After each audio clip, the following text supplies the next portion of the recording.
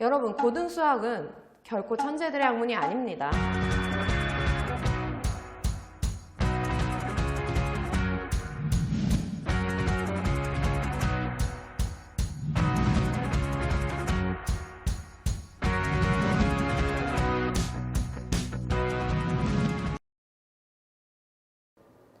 안녕하세요. 구주입의 구리본원 고등부 실장 윤영주 선생님입니다. 자, 동하고 중간고사 시험이 끝났는데요. 지금 성적에 만족하는 친구들도 있을 거고 실수해서 만족하지 못한 점수를 받은 친구들도 있을 것 같은데 지금 중간고사 시험이 못 봤으면 못 본 대로, 잘 봤으면 잘 본 대로 좀 분석을 해서 어떤 유형들이 어떻게 출제됐으며 이제 어떻게 공부해서 나의 점수가 이렇게 나왔는지를 좀 분석하고 기말고사에 대비를 좀 하는 그런 시간을 가져보려고 해요. 자, 이번 중간고사 동하고 시험 분석인데요. 시험 범위는 일단 특이한 점은 없었습니다. 그래서 일단 처음부터 여러 가지 방정식까지 시험 범위였는데 동하고 시험 범위는 항상 1학기 중간고사 시험 범위가 이 정도여서 특이한 점은 없었고요. 총 18문항으로 구성된 시험지였는데 여기까지도 매년 비슷했던 것 같아요. 자, 근데 이 18문항 중에 13문항이 객관식이고 5문항이 서술형이었는데 13문항의 배점이 이제 40점이고 서술형 5문항의 배점이 60점인 시험지였어요. 물론 이게 다 공지가 된 상태에서 시험을 보았지만 아이들이 이제 학생들이 직접 접해보고는 생각보다 시간이 많이 부족했어요. 또는 배점이 높아서 이제 그것에 대한 부담감이 더 크다 보니까 너무 떨려서 제대로 계산이 안 됐다. 이런 친구들도 꽤나 있었던 것 같아요. 그래서 일단 최종적인 분석을 하자면 이번 동하고 시험은 일단 배점이 특이했던 거지 특이한 킬러 문항은 없었습니다. 다만 이제 저희가 구주입의 학원에서 대비를 했다고 가정했을 때 이렇고요. 사실 아이들 입장에서 서술형 3번에서 막혀서 서술형 3, 4, 5번을 제대로 쓰지 못해서 좀 큰 배점을 좀 날려서 점수가 좀 이렇게 낮춰지는 이런 친구들이 꽤나 보이는 것 같습니다. 그래서 서술형 3번 문제 이따 보게 되겠지만 이 문제가 아주 킬러는 아니었으나 처음 접해보는 친구들은 좀 당황스러웠을 문제였던 것 같습니다. 일단 킬러 문제는 그래서 없다고 지금 저는 판단했고 중급 이상 심화 문제가 다수 출제됐어요. 이건 이제 동하고의 특징인데 하난이도 문항의 개수가 적고 대신 중난이도나 중상난이도 문제가 거의 대부분이라서 실제 시험지를 분석했을 때 선생님들 입장에서는 킬러가 없었지만 학생들이 이제 50분 안에 접근했을 때는 굉장히 실전 체감 난이도는 많이 올라가서 실제 선생님 저 실력보다 못 봤어요 하는 친구들이 꽤나 나오는 시험이 동하고 시험입니다. 그래서 이번 시험은 이렇다 보니 시간 배분이 관건이었고 시간이 부족해서 뒤에 서술형 배점 높은 것들을 풀어내지 못하면 점수가 상당히 많이 낮아지는 이런 시험이었다고 볼 수 있겠습니다. 자, 그 다음에 선생님이 이제 객관식 문항들을 쭈르륵 분석을 해볼 건데요. 객관식 13문항 중에 1번부터 12번 문항까지는 사실 기본 유형 문제로 학원 교재를 충분히 학습을 했다면 크게 어렵지 않았을 부분이에요. 하지만 아까 얘기한 것처럼 하난이도 문제는 2문제밖에 없었다는 거. 그리고 이제 객관식 마지막 문항인 13번 문항이 좀 아이들이 이제 오답도 있었고 그나마 꽂자면 객관식에서 13번 문항이 어렵다고 하는데 사실 이거는 나머지 정리 문제로 예전 한 3, 4년 전에 365 시험지에서도 출제했던 문항이고 저희 학원 교재에서 완전 적중한 문항이기도 합니다. 자, 그 다음에 서술형, 논술형 5문항도 한번 선생님이랑 볼 텐데요. 논술형 1, 2번은 교과서에 나오는 교과서 수준의 문제였어요. 그래서 보통 논술형 배점이 높더라도 기본 문항 한두 문항이 들어가기 마련인데 이 논술형 1, 2번 문항이 그런 문항이었고 계산 실수만 없었다면 학생들 대부분이 맞췄을 거라고 생각됩니다. 자, 그 다음에 논술형 3번 문항인데요. 아까 선생님이 얘기했죠. 이 3번에서 걸려서 3, 4, 5번을 이제 점수를 잘 못 받는 이런 상황들이 벌어졌는데 3번 문항은 사실 모의고사 변형 문제로 저희 교재에 있기 때문에 적중은 했으나 이제 처음 풀어보는 친구들은 시간 안에 풀기가 어렵지 않았나 이렇게 분석이 되고 이 문항은 이따 뒤에서 한번 선생님이랑 자세히 다시 보기로 해요. 그리고 이제 논술형 4번 문항 이것도 이제 나머지 정리에 관한 인수 정리에 관한 문제라고도 볼 수 있는데 배수 약수 개념이 들어가는 문제고 계산이 있기 때문에 이 문제도 아이들이 접근할 때 배점도 15점이어서 좀 힘들었던 문항이었던 것 같습니다. 하지만 이 문항도 구주입에서는 평글 시간에 많이 반복했던 문항으로 지금 분석이 되고 있어요. 자, 그리고 마지막 논술 5번 문항인데요. 이것은 이제 복소수 문제였는데 경우를 나눠서 이제 자연수 조건에 맞춰서 좀 여러 가지 경우를 풀어내야 되는 문항이었는데 계산이 좀 길어서 아이들이 이제 시간이 촉박하면 많이 당황했을 문제라고 보여집니다. 자, 요렇게 해서 이제 중간고사 동화고 문항들을 분석해 봤고요. 그 다음에 이제 한 문항 한 문항 특이했던 문항들을 좀 볼게요.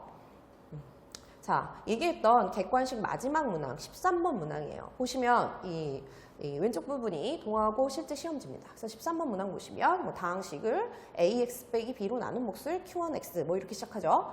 근데 저희 이제 관연도 기출이라고 해서 이제 369에서 기출됐던 시험 문제였고, 그래서 저희가 이제 문제를 선별해서 내신 교재를 만들 때 이 문항을 선별해서 이번 내신 교재에 넣었던 이런 이제 자료입니다. 그래서 보시면 부호, 그러니까 플러스 마이너스 정도만 다르고 완전 적중했다는 걸 알 수 있어요. 그래서 저희 메인 내신 교재인 지금 이 교재에 그대로 수록돼 있는 거를 알 수 있습니다. 그래서 충분히 연습이 되었던 문항이고요.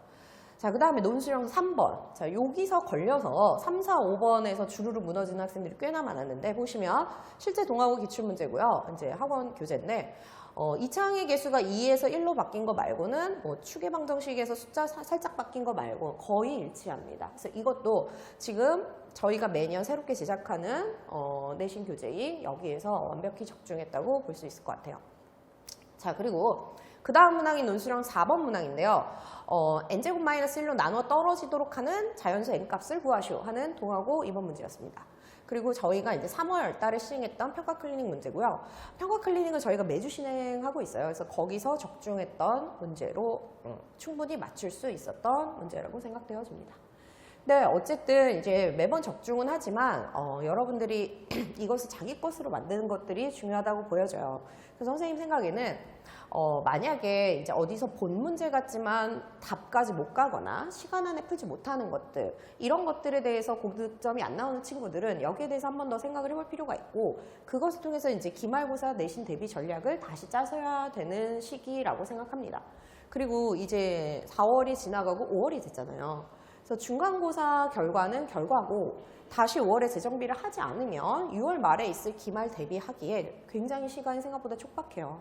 그리고 5월은 이제 학교에서 행사도 많고 뭐 가정에서도 행사가 많은 달이기 때문에 여러분들이 흔들리지 않고 시험 대비를 다시 이어나가기가 매우 힘든 달입니다. 그래서 빨리 이 마음 잡으시고 다시 내신 대비에 정진하길 바라요.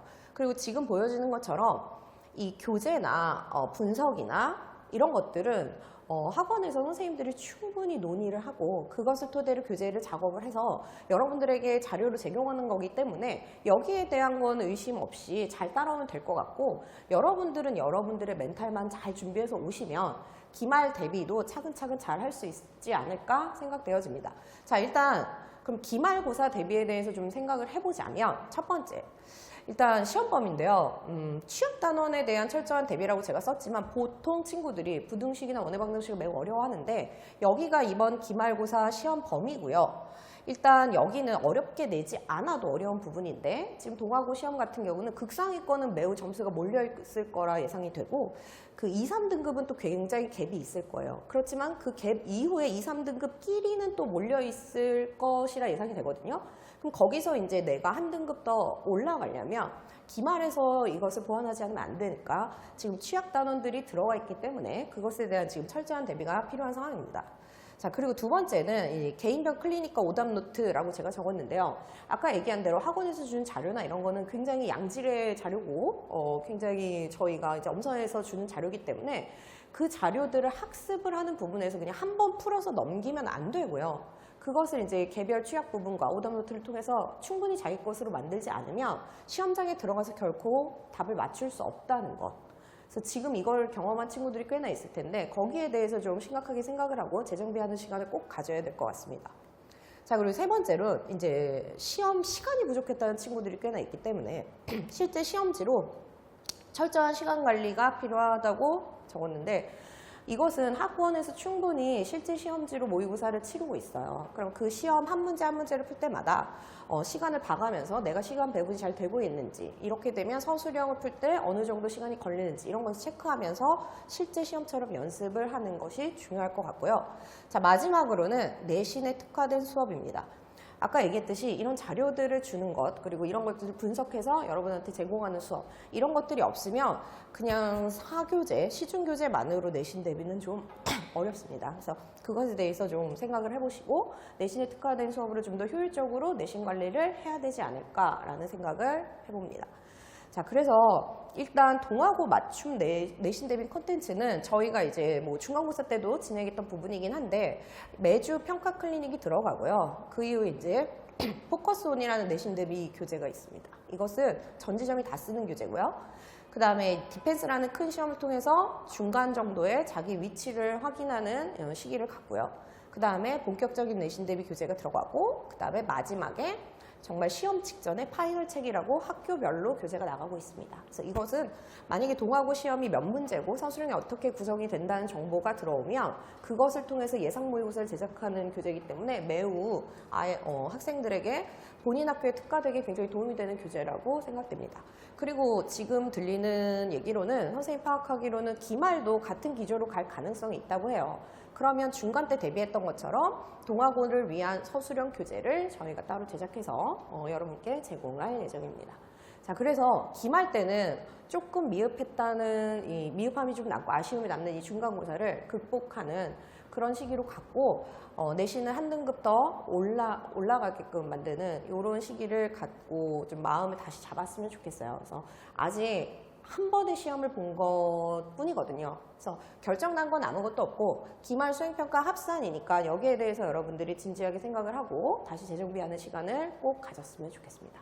자, 저희 학원은 이제 바로 이번 주부터 기말 대비가 시작됩니다. 그래서 여러분 흔들리지 마시고 빨리 효율적인 방법을 찾아서 적극적으로 공부에 임했으면 좋겠습니다. 자, 이상 동하고 중간고사 기출 분석을 마치겠습니다.